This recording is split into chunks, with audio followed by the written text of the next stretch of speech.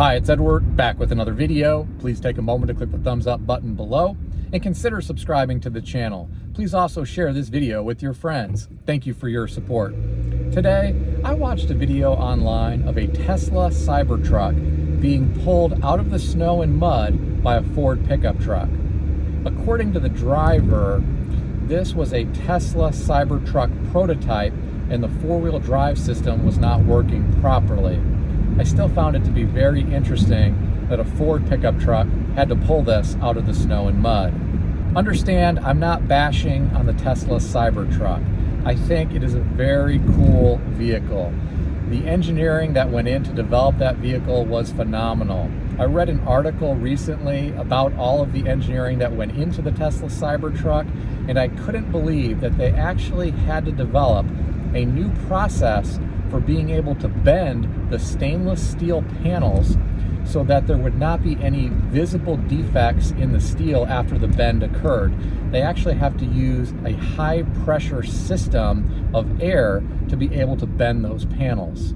Unlike a conventional pickup truck, the Tesla Cybertruck is incredibly rigid. It does not have a traditional truck frame. It has more of an exoskeleton.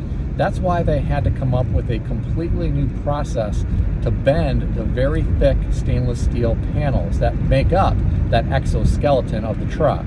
If you want to talk about an engineering marvel, the Tesla Cybertruck has steer-by-wire and brake-by-wire, which to me is fascinating. In my opinion, it is also amazing the type of performance that Tesla has been able to get out of such a heavy vehicle.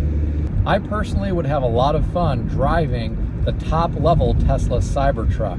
That is an expensive vehicle, but it would be fun to drive it around for a short period of time. I personally have no interest in owning a Tesla Cybertruck. I'm not trying to discourage any of you from buying one. If you have your heart set on buying a Tesla Cybertruck, then go ahead, go out and do that and enjoy it. I'm sure you will get a lot of attention driving one of those around town.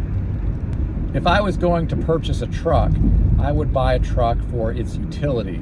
Years ago, I owned a Chevrolet Silverado Z71 crew cab. I actually put that truck through the paces. I hauled a lot of construction materials in that truck. I pulled a heavy trailer with that truck as well.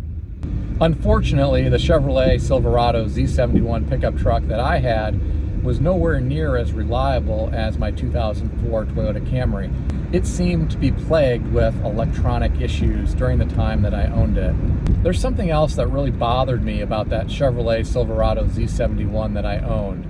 I once had a load of mulch dumped by a loader into the back of the truck.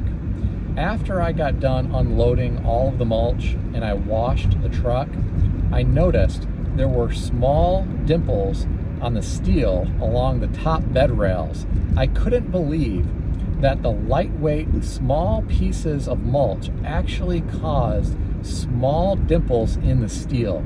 I don't know what gauge steel General Motors used when manufacturing the bed of my old Chevrolet Silverado Z71 pickup truck, but it was too thin for a work truck. I have to wonder how many Tesla Cybertruck owners are actually going to put one of those vehicles through the paces as a work truck. How many of those owners do you think are going to haul mulch or rock in the bed of that truck?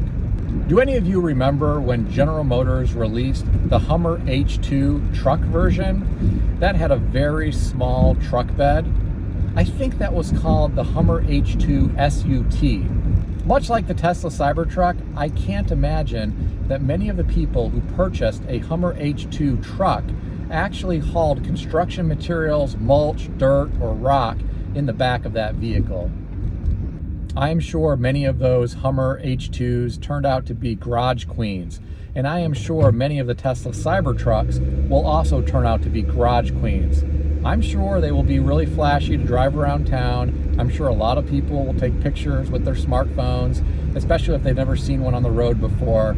I just can't imagine that many of these people are going to be putting these vehicles through the paces and using one like a work truck. I also can't imagine there will be a lot of fleet customers that will line up to buy these Tesla Cybertrucks. Most construction companies probably wouldn't be interested in buying one of these Tesla Cybertrucks, unless of course the foreman wants to drive around something fancy.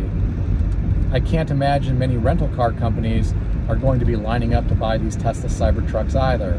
Maybe I'm wrong. Maybe we'll read articles about Enterprise or Hertz buying Tesla Cybertrucks and incorporating them into their fleet. Once more of these Tesla Cybertrucks hit the road, it is going to be really interesting to read more articles about the four-wheel drive capabilities of these vehicles. I wonder if we will hear more stories about these Tesla Cybertrucks getting stuck in the snow or getting stuck in the mud.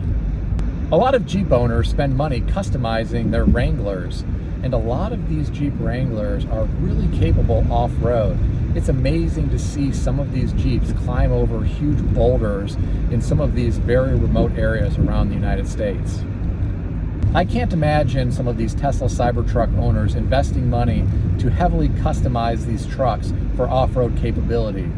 I don't think we are going to see videos of these Tesla Cybertrucks climbing over boulders in some remote area in the country. What do you think about these Tesla Cybertrucks? Have you seen one on the road yet? Have you had the opportunity to ride in one yet? If so, tell me about it in the comments section below.